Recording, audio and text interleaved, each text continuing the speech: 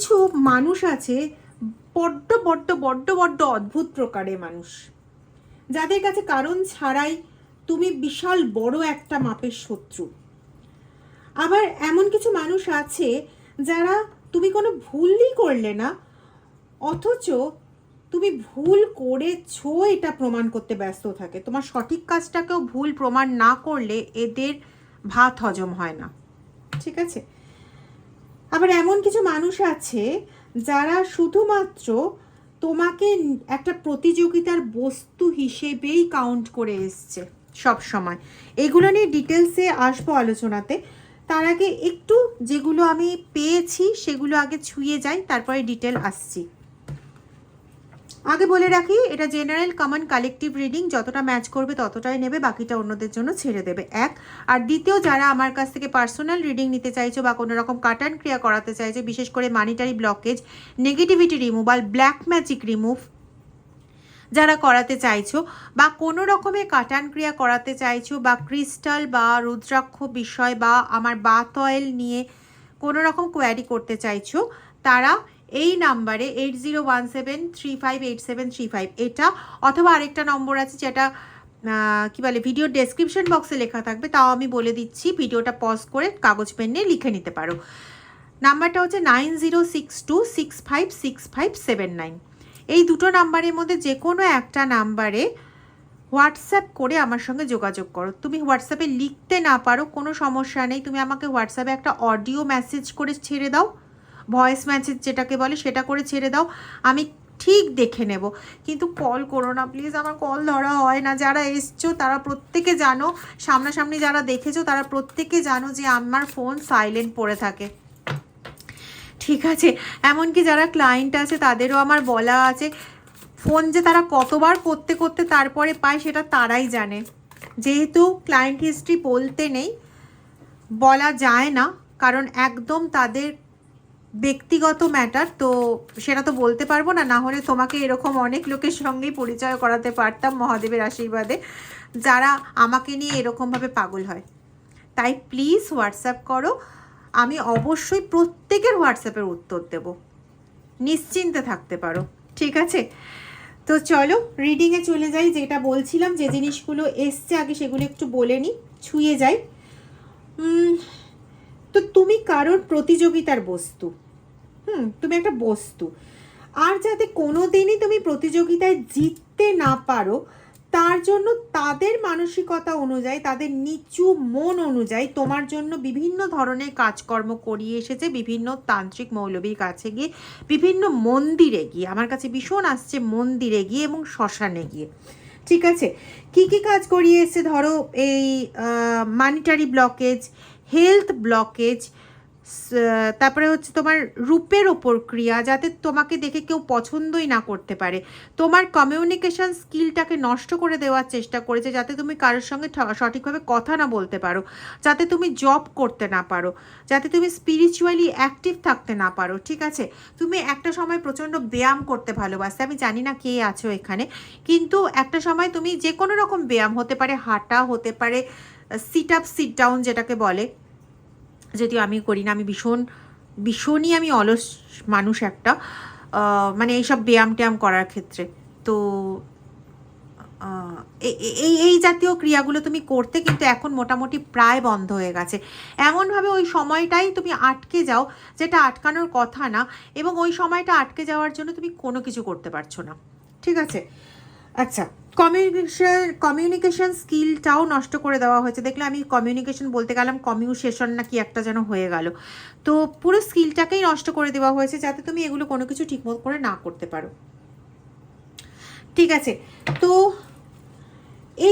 এই রকম ব্যাপারগুলো করিয়ে এসছে, তোমার বিরুদ্ধে বিভিন্ন রকম কাজ করাচ্ছে। সেখানে বেশ কিছু জিনিস আমি এখানে চোখে দেখতে পাচ্ছি। একটা হচ্ছে কাকের পালক বা পায়রার পালক, এই জিনিসগুলো কোথাও একটা রাখা রয়েছে, কোনো মাটি ওপরে রাখা রয়েছে। কাকের পালক, পায়রার পালক, অপরাজিতা, সাদা জবা, এগুলো না একটা কোনো সবুজ হতে পারে, ওটা ওই কলা পাতা বলে না, কলা পাতার ওপর রাখা রয়েছে। এবং যেখানে এই কাজগুলো করা হচ্ছে সেটা হয় কোনো শ্মশান হবে, বা কোনো পরিত্যক্ত মন্দির টাইপের মন্দির, বা অনেক পুরনো মন্দির, পাচ্ছি, ঠিক আছে, সেখানে এই কাজগুলো করা হচ্ছে। এবং কোনো বাইরের দিকে পোর্শনে বসে করা হচ্ছে, হতে পারে মন্দিরের পেছনের দিকটাতে, যেমন শ্মশানে গাছপালা থাকে, মন্দিরের পেছনের দিকটা পোর্শনটাতে ওরকম ধরনের কোনো গাছপালা আছে, ঠিক আছে, ওই দিকটাতে মুখ করে করা হচ্ছে, মন্দিরের ভেতরে করা হচ্ছে না, যার জন্য আমি কোনো বিগ্রহ দেখতে পাচ্ছি না। যে জায়গাটা দেখতে পাচ্ছি সেই জায়গাটা পুরো খালি জায়গা, সামনে কোনো গাছপালা রয়েছে এবং রাত্রেবেলা, যার জন্য সিগনিফাই করার মতন আশেপাশে আমি সেরকম কিছুই পাচ্ছি না। শুধু পাচ্ছি যে জায়গাটা, সে জায়গাটা হচ্ছে মাটির জায়গা, যেমন নর্মাল মাটি যেরকম হয় ওরকম মাটি, মানে কোনো সিমেন্টের ফ্লোর টোর এসব নয়, মাটি একদম, ঠিক আছে। এই জন্যই আমার খুব মনে হচ্ছে যে জায়গাটা শ্মশান হওয়ার সম্ভাবনাই সবচেয়ে বেশি, ঠিক আছে। এবং একটু আগে ওই মৃতদেহর ইয়েগুলো দেখলাম, তো খুব সম্ভবত শ্মশানে গিয়ে এই কাজগুলো করানো হয়েছে। এবং যাদের ক্ষেত্রে এই জিনিসটা, তাদের ক্ষেত্রে আমার এটা আসছে যে প্রথমে তোমাদের শরীর খারাপ হওয়া শুরু হয়েছিল, তারপরে আস্তে আস্তে সমস্ত রকম ব্লকেজ শুরু হয়, কমিউনিকেশনের গ্যাপ শুরু হয়, মানিটারি ব্লকেজ শুরু হয়, সংসারে মোটামুটি একটা খুব ভালোই চলার মতন একটা ভালোই সিচুয়েশন ছিল। হঠাৎ করে 1-1.5 বছরের পরের থেকে এই সিচুয়েশনটা যেন পুরোপুরি না বদলে যায়, একদম পুরো 180 ডিগ্রি বদলে যাওয়া, ঠিক সেরকমভাবে বদলে যায়। এবং সেখানে সিচুয়েশন এমনই চলে আসে যে সব দিকটা যেন ব্লকেজ হয়ে যায়, মানে কোনো কিছুই ঠিক না সেখানে, কারোর পড়াশোনার থেকে শুরু করে হোক, কারোর মানিটারি ব্লকেজ থেকে শুরু করে হোক, কারোর হেলথ থেকে শুরু করে হোক। আবার কারো কারো ক্ষেত্রে এটা পাচ্ছি যে একজনের পর একজনের হেলথ ব্লকেজ হয়, তুমি অসুস্থ হলে তোমার পরে আরেকজন পড়লো, তোমার পরে মানে তারপরে আরেকজন পড়লো, মানে পরিবারের প্রত্যেকে কোনো না কোনোভাবে হেলথ নিয়ে অ্যাফেক্টেড থাকছে। এবং কেউ হেলথ নিয়ে অ্যাফেক্টেড থাকলে তোমার মাথা ভীষণভাবে খারাপ হয়ে যায়, কারণ কারোর শরীর খারাপ মানে সে কষ্টে আছে, আর এই কষ্টটা তুমি সহ্য করতে পারো না, অথচ তোমার মতন মানুষের সঙ্গে এইসব ঘটছে। আরেকটা জিনিস যেটা দেখতে পাচ্ছি, কোনো একটা পুত্তলিকা বানানো হয়েছে, বানিয়ে তাতে তুমিও স্পিরিচুয়ালি যেহেতু এনার্জেটিক্যালি অ্যাক্টিভ, যাদের ক্ষেত্রে এই জিনিসটা করা হয়েছে তারা এটা দেখতে পাচ্ছ, এই মুহূর্তেও দেখতে পাচ্ছ।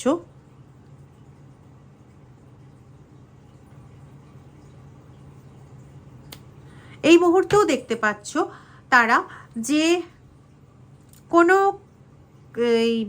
পাতি লেবু, একটু হলুদ একটু সবুজ, যাদের ক্ষেত্রে করা হয়েছে তারাই দেখতে পাবে, এবং তার ওপরে আলপিন গাথা, ঠিক আছে, এটা একটা দেখতে পাচ্ছ। অথবা আরেকটা দেখতে পাচ্ছ, যাদের সঙ্গে যেটা করা হয়েছে সেটাই দেখতে পাবে। কেউ হয়তো দুটোই দেখতে পাচ্ছ, কারণ কারোর কারোর ক্ষেত্রে আমি এখানে পাচ্ছি যে দুটো ক্রিয়াই করা হয়েছে, এবং দুটো ক্রিয়াই অত্যন্ত জঘন্য এবং অত্যন্ত কঠিন ক্রিয়া, ঠিক আছে। এটার থেকে মুক্ত হতে গেলে সেরকমই কিছুর প্রয়োজন। যাই হোক, আর দেখতে পাচ্ছি যে একটা কালো রঙের কোনো পুত্তলিকা বানিয়ে, তোমার পুতুল তৈরি করে, মাটি দিয়ে তৈরি করে, সেটার ওপরে হলুদ সুতো, কালো সুতো এগুলো জড়ানো হচ্ছে, আর নিম পাতা আটকে দেওয়া হয়েছে মাঝে মাঝে, এই জিনিসটা দেখতে পাচ্ছি, ঠিক আছে।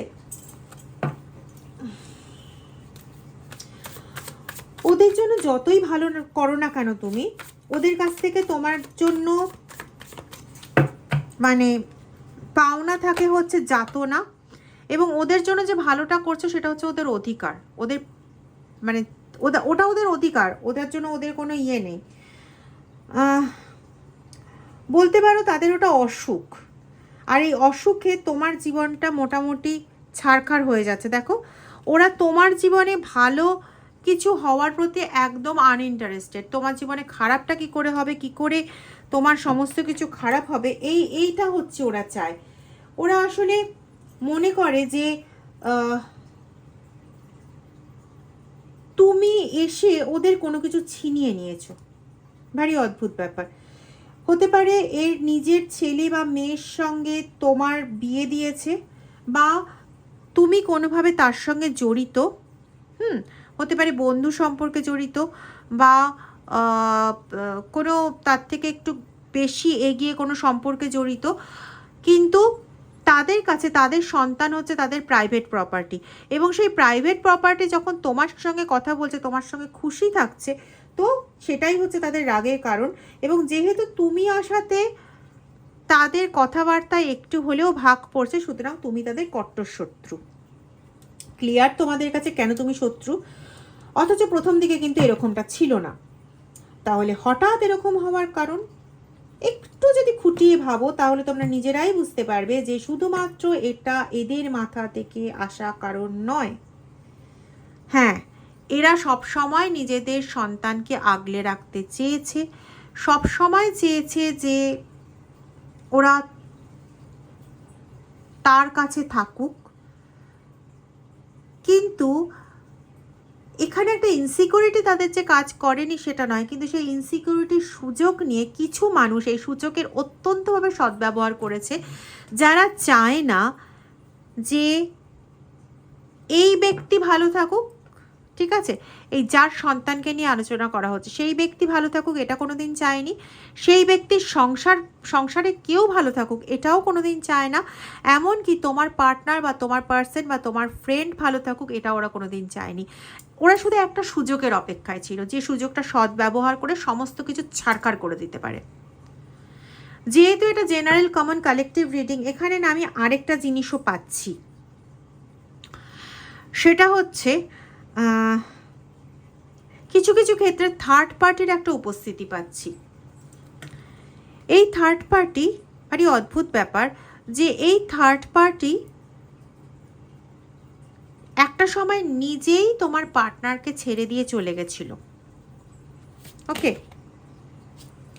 সে নিজের ব্রেনকে ভালোবেসেছিল, সে বোঝার চেষ্টা করেছিল কোনখানে তার সবচেয়ে বেশি প্রফিট, এবার সেটা করতে গিয়ে সে মরেছে, কিন্তু দায়ী করছে তোমাকে।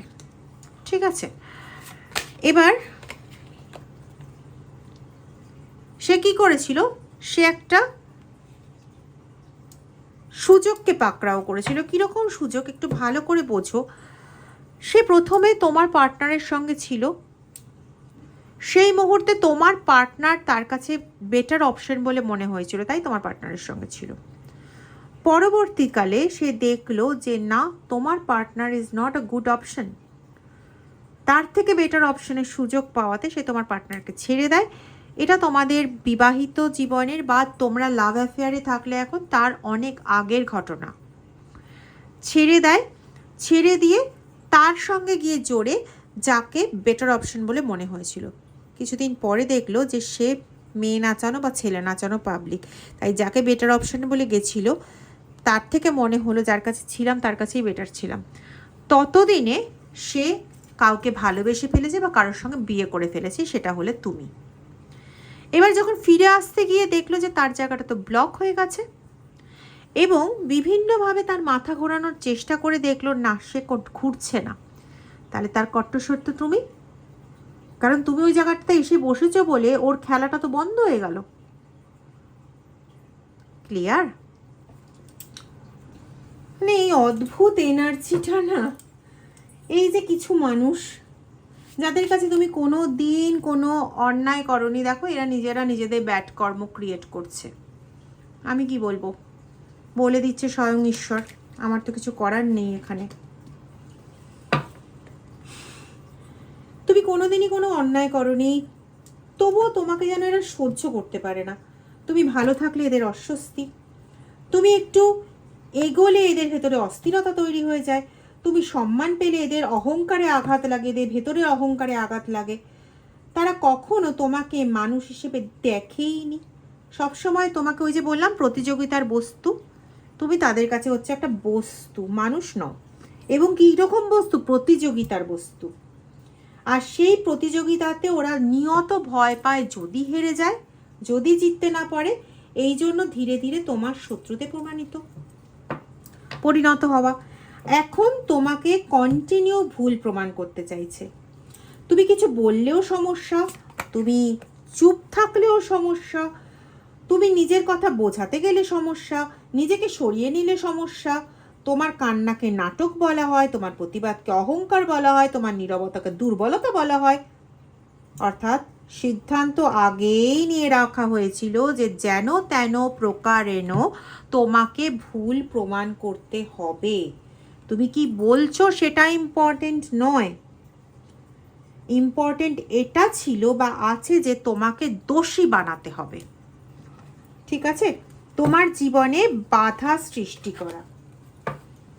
কিভাবে বাধা সৃষ্টি করা।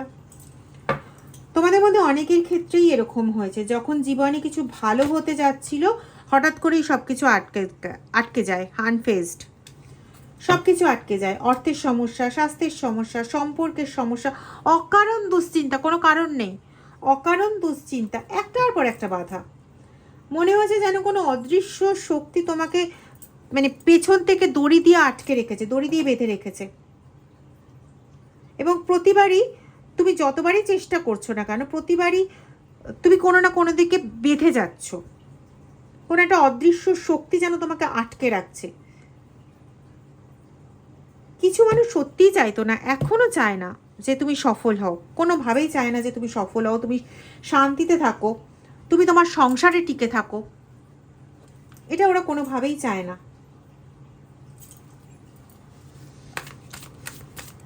আরেকটা ব্যাপার কি জানো,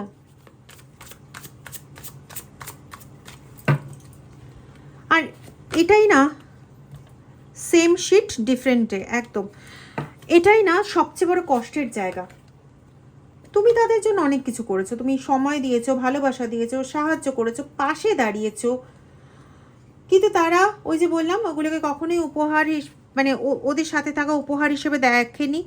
ওরা সবসময় একটা দ্বন্দ্বে, একটা মেয়েলি দ্বন্দ্বে জুড়েছে, হতে পারে সে কোনো ছেলে, হতে পারে সে কোনো মেয়ে, কিন্তু দ্বন্দ্বটা ছিল একটা মেয়েলি দ্বন্দ্ব, অধিকারের দ্বন্দ্ব। তোমার সঙ্গে সবসময় এটা করে গেছে। তারা ভেবেছে যে তোমার কাছ থেকে যেগুলো পাচ্ছে সেগুলো তাদের অধিকার, যেটা তোমাকে কিছুক্ষণ আগেও বললাম। তোমার ভালোবাসাকে কখনো গুরুত্বই দেয়নি, মূল্য দেয়নি তোমার ত্যাগকে। ওই যে আগেই বললাম, ওটা ওদের ক্ষেত্রে একটা অসুখ, কিন্তু সেই অসুখের পরিণামে তোমাকে যা ভুগতে হচ্ছে সেটা অকথ্য অসহনীয় অত্যাচারের থেকে কম কিছু না।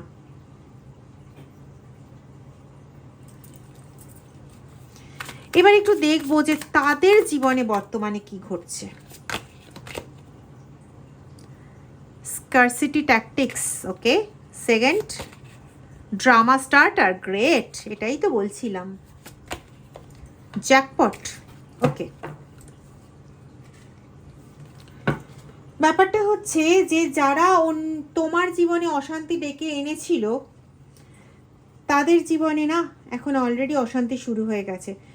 যারা তোমার সম্পর্ককে নষ্ট করার চেষ্টা করেছিল, তাদের নিজেদের সম্পর্কটাকে হয়তো তারা শেষ পর্যন্ত বাঁচাতে পারবে না, এরকম একটা জায়গায় চলে গেছে। তাও দেখানোর চেষ্টা করছে যে তারা ভালো আছে। ড্রামা স্টার্টার না, ড্রামা স্টার্ট করে তো ওরা, এবার এন্ড করবে যখন ঈশ্বর, তখন ওদের ওই ড্রামাটাই যে একদম ঘামা হয়ে যাবে সেটা তো বুঝতে পারছে না, বা বুঝতে পারলেও স্বীকার করতে চাইছে না। যতক্ষণ পর্যন্ত চেষ্টা করা যায় ততক্ষণ চেষ্টা করবো না, বারে বা। কর্মফল না কাউকেই ছাড়ে না, কর্মফল কোনো দিন কাউকে ছাড়ে না। ক্রিপিং, দেখো দেখছে তাকিয়ে, কোনো দিন কর্মফল কাউকে ছাড়ে না, আর কর্মফল কখনো কিছু ভুলেও যায় না। অহংকার ভাঙার সময় শুরু হয়ে গেছে গো, এদের অহংকার ভাঙছে। যারা ভাবতো যে সব সময় জিতবে, তারা কিন্তু এখন ভয় পাচ্ছে। যারা ভাবতো যে তারা যা খুশি করতে পারে, তারা আজকে অনিশ্চয়তায় ভুগছে। যত ভয় বাড়ছে তত তাদের আত্মবিশ্বাস কমছে, যত সত্যিটা তাদের সামনে আসছে তত তাড়াতাড়ি এদের মুখোশটাও খুলছে, এবং খুলবে ডেফিনিট। যারা এখনো নিজেদের মুখোশটাকে পরে থাকার চেষ্টা করছে, মুখোশটা ফাটবে, এবং ওদের যে চেহারা সেটা বেরোবেই। আজকে ডিভাইনের লাস্ট মেসেজ নেব। Bad reputation, last, no facts. বিনা কারণে যারা তোমাদেরকে ওপর অসহনীয় অত্যাচার করে গেছে, তারা বাজে কর্মার সামিল অলরেডি হয়ে গেছে। তুমি অনেক কেঁদেছো, অনেক কষ্ট পেয়েছো, অনেকবার একা হয়ে গেছো, কিন্তু তুমি তখনও দাঁড়িয়ে থেকেছো, এখনো তুমি দাঁড়িয়ে আছো, এটা তোমার জয়। আর যারা তোমাকে ভাঙতে চেয়েছিল, তাদের সবচেয়ে বড় পরাজয় হবে তোমাকে আবার হাসতে দেখে। আর যারা তোমার বিরুদ্ধে অন্যায় করেছে তাদের বিচার তোমার হাতে না, তাদের বিচার সময়ের হাতে। আরে কর্মফল আসে ধীরে ধীরে, তার জন্য এখনো পর্যন্ত নিজের ব্যাকআপ দেওয়ার চেষ্টা করছে, কিন্তু সাকসেসফুল হবে এটা তো কেউ বলেনি। কিন্তু সে কর্মফল কখনো ভুল ঠিকানায় আসে না, একদম সঠিক ঠিকানায় সঠিক সময় চলে আসে। দাঁড়িয়ে দাঁড়িয়ে মজাটা দেখায় আমার আশার প্রভাবটা কেমন পড়ছে, তারপরে একদম ঝাঁপিয়ে পড়ে। যদি ভিডিওটা ভালো লেগে থাকে তাহলে প্লিজ ভিডিওটা লাইক করো, শেয়ার করো, আর লাইক করে হাইপ বাটন প্রেস করতে ভুলো না। যারা এখনও চ্যানেলটা সাবস্ক্রাইব করোনি তারা প্লিজ চ্যানেলটা সাবস্ক্রাইব করে বেল আইকন প্রেস করে দিও। Thank you so much.